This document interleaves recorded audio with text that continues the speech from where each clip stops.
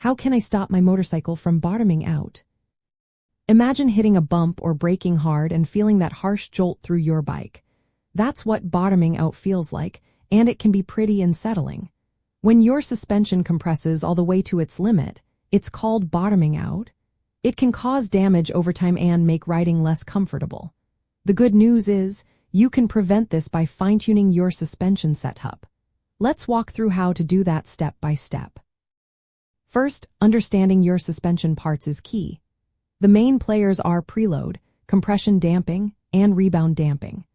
Preload is the tension on the spring before you sit on the bike. It controls how high your bike sits and how much force it takes to start compressing the suspension. Compression damping slows down how fast the suspension compresses when you hit a bump. Rebound damping controls how quickly it returns to normal after compression. If your bike bottoms out easily, start with preload. If you are a heavier rider or carry luggage, you need more preload. Increasing preload raises the ride height and makes the suspension stiffer. You can adjust preload by turning the preload adjusters on your forks or shock. Usually, these are threaded collars with a spanner wrench. For heavier loads, add about 10 to 20 millimeters of preload, which might cost around $20 to $50 if you buy a new set of preload spacers or upgrade your shock. Adjust in small increments, about a quarter turn at a time, then test ride.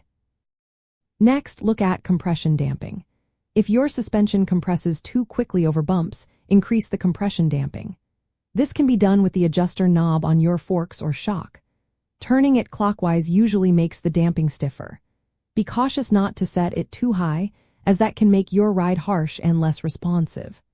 Find a balance where the suspension absorbs bumps smoothly but doesn't bottom out during hard braking or big hits. Rebound damping is also important. If it's too low, the suspension might bounce back too fast, causing instability and making it easier to bottom out on consecutive bumps.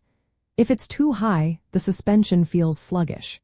Adjust rebound damping gradually, testing after each change, until the suspension returns smoothly without bouncing. Always start with the manufacturer's recommended settings. Ride your bike over typical terrain and note when it bottoms out. If it happens during braking, focus on preload and compression damping. If it occurs over bumps, check both compression and rebound. Make small adjustments, about a quarter turn at a time, and test ride again. Keep notes on what works best. If after all these adjustments your bike still bottoms out, it might be time to upgrade. Heavier springs or aftermarket shocks with more travel or adjustable damping can help. These are especially useful if you ride aggressively or carry heavy loads regularly. Don't forget regular maintenance.